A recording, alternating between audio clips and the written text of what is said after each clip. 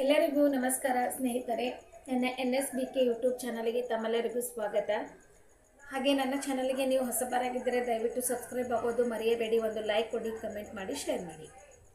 ಬನ್ನಿ ಸ್ನೇಹಿತರೆ, ಯಾವ ರೀತಿ ಈ ವಿಡಿಯೋವನ್ನು ಮಾಡ್ತಾ ಇದ್ದೇನಪ್ಪ ಅಂತಂದರೆ, ಮುಂಜಾನೆ ಬೆಳಿಗ್ಗೆ ಆದ ತಕ್ಷಣ ಸಾಯಂಕಾಲ ಮಲಗು ತನಕ ಮಹಿಳೆಯರು ಏನೆಲ್ಲ ಕೆಲಸಗಳನ್ನು ಮಾಡುತ್ತಾರೆ ಅನ್ನೋದು, ನಾನು ನನ್ನ ನಿಜ ಜೀವನದಲ್ಲಿ ಬೆಳಗ್ಗೆಯಿಂದ ಸಂಜೆ ತನಕ ಏನೆಲ್ಲ ಕೆಲಸ ಮಾಡಿದ್ದೇನೆ ಅನ್ನೋದ್ರ ಬಗ್ಗೆ ನಿಮ್ಮ ಹತ್ರ ಹಂಚ್ಕೊಳ್ಬೇಕಂತ ಒಂದು ಇಷ್ಟ ಆಗಿದೆ. ಅದಕ್ಕೋಸ್ಕರ ಈ ವಿಡಿಯೋವನ್ನು ಮಾಡ್ತಾ ಇದ್ದೇನೆ. ಅಂದರೆ ನಿನ್ನೆ ಒಂದು ವಿಡಿಯೋ ಮಾಡ್ಬೇಕು ಅಂದ್ಕೊಂಡೆ, ನಿನ್ನೆ ನನಗೆ ಟೈಮ್ ಸಿಗಲಿಲ್ಲ. ನಿನ್ನಿದು ಇವತ್ತನ್ನು ವಿಡಿಯೋ ಮಾಡ್ತಾ ಇದ್ದೀನಿ.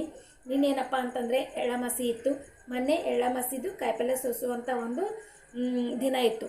ಅವತ್ತಿನ ದಿವಸ ನಾನು ಏನು ಮಾಡಿದೆ, ಕಾಯಿಪಲ್ಯವನ್ನು ಎಲ್ಲ ಸೋಸ್ಕೊಂಡು ರೆಡಿ ಮಾಡಿ, ಕಾಳು ದಿನಸುಗಳೆಲ್ಲ ರೆಡಿ ಮಾಡಿ ಇಟ್ಕೊಂಡು ಬೆಳಗ್ಗೆ ಎದ್ದು ತಕ್ಷಣ ಅಡುಗೆಯನ್ನು ಮಾಡಬೇಕಂತ ಅಂದ್ಕೊಂಡು ಊಟ ಗಿಟ್ಟ ಮಾಡಿ ನೈಟು ಎಲ್ಲರೂ ಮಲ್ಕೊಂಡೇವಿ. ಬೆಳಗ್ಗೆ 6 ಗಂಟೆ ಆಯಿತು. 6 ಗಂಟೆಗೆ ನನಗೆ ಎಚ್ಚರಾಗಿತ್ತು. ಎಚ್ಚರ ಆದ ತಕ್ಷಣ ಟೈಮ್ ನೋಡಿದೆ, ಇನ್ನೂ 6 ಗಂಟೆಗೆ ಅದೆಲ್ಲ ಮಲ್ಕೊಂಡು ಎಲ್ಲ ರೆಡಿ ಮಾಡಿ ಇಟ್ಕೊಂಡಿನಿ, ಸೋಸ್ಕೊಂಡು ಇಟ್ಕೊಂಡಿನಿ. ಏನು ಎಲ್ಲ ಸೋಸ್ಕೊಳ್ಳೋದು ಇದ್ರೂ ಲೇಟ್ ಆಗ್ಬೋದು ಅಂತ ಅಂದ್ಕೊಂಡು ಏನು ಮಾಡಿ ಮತ್ತೊಂದು ಸ್ವಲ್ಪ ಮಲ್ಕೊಂಡೆ. ಮಲ್ಕೊಂಡ್ರೆ ಮತ್ತೆ 1 ಗಂಟೆ ನಿದ್ದೆ ಮಾಡಿದೆ. 7 ಗಂಟೆಗೆ ಎಚ್ಚರಿಕಾಯಿತು. 7 ಗಂಟೆಗೆ ಎಚ್ಚರಿಕಾಗಿ ಮೈ ಕೈ ಒಂದು ಸ್ವಲ್ಪ ನೋಯಿಸ್ತಾ ಇತ್ತು. ಸ್ವಲ್ಪ ವ್ಯಾಯಾಮ ಥರ ಮಾಡಿದ ತಕ್ಷಣ ಮುಖ ತೊಳ್ಕೊಂಡು ಬ್ರಷ್ ಮಾಡಿ ಚಹಾ ಕುಡಿಬೇಕಂತೇಳಿ ಬಂದು ರೆಡಿಯಾಗಿ ಕೂತಿದೆ. ಒಂದು ಫೋನ್ ಬಂತು ನನಗೂ. ಏನಪ್ಪ ಅಂತಂದರೆ, ಯಾಕೆ ಫೋನ್ ಬಂತಪ್ಪ ಅಂತಂದರೆ, ನಾನು ಒಂದು ಆರೋಗ್ಯ ಇಲಾಖೆಯಲ್ಲಿ ಆಶಾ ಕಾರ್ಯಕರ್ತೆಯಾಗಿ ಕೆಲಸ ಮಾಡ್ತೀನಿ. ಗ್ರಾಮದಲ್ಲಿ ಏನಾದರೂ ತೊಂದರೆ ಆದರೂ ನನಗೆ ಕಾಲ್ ಮಾಡ್ತಾರೆ. ಹಾಗೆ ನನ್ನ ಒಂದು ಏರಿಯಾದಲ್ಲಿ ಗರ್ಭಿಣಿ ಇದ್ದರು. ಅವರಿಗೆ ಡೆಲಿವರಿ ಏನು ಪ್ರಾರಂಭ ಆಗಿತ್ತು. ಅವ್ರು ನನಗೂ ಫೋನ್ ಮಾಡಿದ್ರು 7 ಗಂಟೆಗೆ. ಫೋನ್ ಮಾಡಿದ ತಕ್ಷಣ ನಾನು ಏನು ಮಾಡಿದೆ, ಫೋನ್ ರಿಸೀವ್ ಮಾಡಿದೆ. ರಿಸೀವ್ ಮಾಡಿದ ತಕ್ಷಣ, ಮೇಡಮ್ ಅವರೇ ಹಿಂಗೆ ರೀ, ನಮ್ಮ ಮನೆಯಲ್ಲಿ ಹೊಟ್ಟೆ ನೋವು ಪ್ರಾರಂಭ ಆಗ್ತಿದೆ, ನೀವು ಬರ್ತೀರೇನ್ರಿ ಮೇಡಮ್ ಅಂತ ಕೇಳಿದ್ರು. ನಾನು ಅಂದೆ, ಇವತ್ತು ಹಬ್ಬ ಅದ ರೀ, ನಾ ಹ್ಯಾಂಗೆ ಬರಲಿ, ಇವತ್ತು ಮನೆಯಲ್ಲೆಲ್ಲ ಸ್ವಲ್ಪ ದತ್ತಾತ್ರೇಯ ಪಾಟೀಲ್ ರೇವೂರ್ ಸರ್ ಅವರು ನಮ್ಮ ಹೊಲಕ್ಕೆ ಬರೋರಿದ್ದಾರೆ. ಅದಕ್ಕೋಸ್ಕರ ನಾವು ಒಂದು ಕಾರ್ಯಕ್ರಮಗಳನ್ನು ಹಮ್ಮಿಕೊಂಡಿದ್ದೇವೆ, ನಂಗೆ ಬರೋಕ್ಕಾಗೋದಿಲ್ಲ ಅಂತ ಅಂದ್ಕೊಂಡೆ. ಅವ್ರಿಗೂ ಕೂಡ ನನ್ನ ಸಮಸ್ಯೆ ಅರ್ಥ ಮಾಡ್ಕೊಂಡು, ಆಯ್ತು ಬಿಡ್ರಿ ಮೇಡಮ್, ನಾವೇ ಹೋಗ್ತೀವಿ, ನೀವು ಆ್ಯಂಬುಲೆನ್ಸಿಗೆ ಕಾಲ್ ಮಾಡ ಅಂತ ಹೇಳಿದ್ರು. ನಾನು 108 ಕಾಲ್ ಮಾಡಿ ಅದು ಬರೋದಕ್ಕೆ ಅರ್ಧ ಗಂಟೆ ಲೇಟ್ ಆಯಿತು. ಲೇಟ್ ಆದ ತಕ್ಷಣ ಮತ್ತೆ ರಿಪೀಟು ಗಾಡಿ ಬಂತೇನಂತೆ ಮತ್ತೆ ನಾನು ಅವ್ರಿಗೆ ಕಾಲ್ ಮಾಡಿದೆ. ಅವ್ರು ಕಾಲ್ ಮಾಡಿದಾಗ ನನಗೇನು ಹೇಳಿದ್ರು, ಮೇಡಮ್ ಡೆಲಿವರಿನೇ ಆಯ್ತು ರೀ ಅಂತ ಹೇಳಿದ್ರು.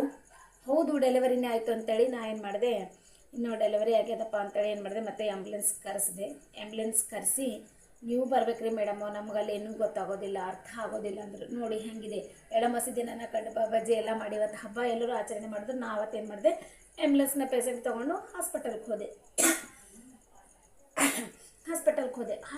ಹೋಗಿ ಅಲ್ಲಿ ಮಗು ಮತ್ತು ತಾಯಿಗೆ ಇಬ್ಬರಿಗೆ ಅಡ್ಮಿಟ್ ಮಾಡಿ, ಎಷ್ಟು ಸಮಯ ಆಯ್ತಪ್ಪ ಅಂದ್ರೆ ಬ್ಲಡ್ ಟೆಸ್ಟು, ಅದು ಟೆಸ್ಟು, ಇದು ಟೆಸ್ಟು, ಮಗುವಿನ ಟೆಸ್ಟು ಎಲ್ಲ ಮಾಡ್ಕೋತಾಯಿದ್ರು. ಆದರೂ ಮಗುವಿನ ತೂಕ 1.5 kg ಇರೋಕ್ಕಾಗಿ ಅದು NSB ಕೂಡ ಅಡ್ಮಿಟ್ ಮಾಡಿದೆ. ತಾಯಿ ಕೂಡ ಅಡ್ಮಿಟ್ ಮಾಡಿ ನಾನು ಬರೋದಕ್ಕೆ ಎಷ್ಟಾಯಿತು. ನಾನು ಹಾಸ್ಪಿಟಲಿಂದ ಅವ್ರಿಗೆ ಹೇಳಿದೆ, ನೋಡಿರಿ ನಮ್ಮ ಮನೆಗೆ ಈ ರೀತಿ ಅದ, ನಮ್ಮ ಮನೆಗೆ ಈ ರೀತಿ ಫಂಕ್ಷನ್ ಅದ, ಅದಕ್ಕೋಸ್ಕರ ನಾನು ಸ್ವಲ್ಪ ದಯವಿಟ್ಟು ಬೇಗನೆ ಹೋಗ್ತೀನಿ ಅಂತ. ಹೋಗ್ರಿ ಮೇಡಮ್ ಅಂತ ಹೇಳಿದ್ರು. ನಾ ಏನು ಮಾಡಿದೆ, ಸೀದಾ ಡೈರೆಕ್ಟ್ ಹಾಸ್ಪಿಟಲಿಂದ ರೋಡಿಗೆ ಬರೋದಕ್ಕೆ ಆಟೋ ಬಂದಿದ್ದಿತ್ತು. ಆಟೋಕ್ಕೆ 10 ರೂಪಾಯಿ ಮುಗಿಸ್ಕೊಂಡು ಮಾರ್ಕೆಟ್ ಬಂದು ಒಂದು 5 ನಿಮಿಷ ಆಗಲಿ ಕೂಡ ನಮ್ಮೂರು ಬಸ್ ಇತ್ತು. ಬಸ್ಸಿಗೆ ಹತ್ಕೊಂಡು ಊರಿಗೆ ಬಂದೆ. ಅವಾಗ ಬರೋಟ್ಟಿಗೆ ಎಷ್ಟಾಯಿತು, 1 ಗಂಟೆ ಆಯಿತು. ಅದರೊಳಗೆ ನಮ್ಮ ಬೀಗರು ಕೂಡ ಇದ್ದರು ಬಸ್ ಒಳಗೆ. ಯಾಕಂದ್ರೆ ದತ್ತಾತ್ರೇಯ ಪಾಟೀಲ್ ರೇವೂರವರು ನಮ್ಮ ಹೊಲಕ್ಕೆ ಬರ್ತಕ್ಕಂಥ ಕಾರಣಕ್ಕಾಗಿ ನಮ್ಮ ದೊಡ್ಡಕ್ಕ, ನನ್ನ ಮಗಳು, ನನ್ನ ಸೊಸಿ, ನನ್ನ ಮಗಳು ಎಲ್ಲರೂ ಕೂಡ ಗಾಡಿಯಾಗಿದ್ದರು. ಅವ್ರ ಜೊತೆ ನಾನು ಊರಿಗೆ ಬಂದೆ.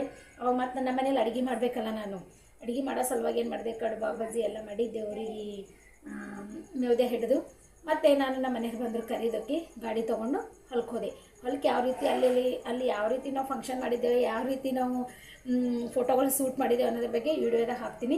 ಕಂಪಲ್ಸರಿ ಈ ವಿಡಿಯೋ ಕೊನೆಯಿಂದ ಪೂರ್ತಿ ನೀವು ನೋಡಿದರೆ, ಯಾವ ರೀತಿ ಮೊದಲಿಂದ ಹಿಡಿದು ಕೊನೆಯವರೆಗೆ ತನಕ ಈ ವಿಡಿಯೋ ನೋಡಿದರೆ ಯಾವ ರೀತಿ ನಾವು ಮಾಡಿದ್ದೇವೆ ಅನ್ನೋದ್ರ ಬಗ್ಗೆ ನಿಮಗೆ ಸಂಪೂರ್ಣ ಮಾಹಿತಿ ಗೊತ್ತಾಗ್ತವೆ. ದಯವಿಟ್ಟು ಈ ವಿಡಿಯೋದ ಬಗ್ಗೆ ಯಾವ ರೀತಿ ಮಾಡಿದ್ದೇನೆ ಅನ್ನೋದ್ರ ಬಗ್ಗೆ ನಾನು ಕಮೆಂಟ್ ಮುಖಾಂತರ ತಿಳಿಸಿ. ಒಂದು ವೇಳೆ ನಾನು ಏನಾದರೂ ತಪ್ಪಾಗಿ ವಿಡಿಯೋ ಮಾಡ್ತಾ ಇದ್ದೀನಪ್ಪ ಅಂದ್ರೆ ಮತ್ತೆ ನಾನು ತಿದ್ಕೊಳ್ಳೋದಕ್ಕೆ ನೀವೊಂದು ಅವಕಾಶ ಕೊಟ್ಟಂತೆ ಆಗ್ತದೆ. ಎಲ್ಲ ನನ್ನ ಸ್ನೇಹಿತರಿಗೂ ನಮಸ್ಕಾರ.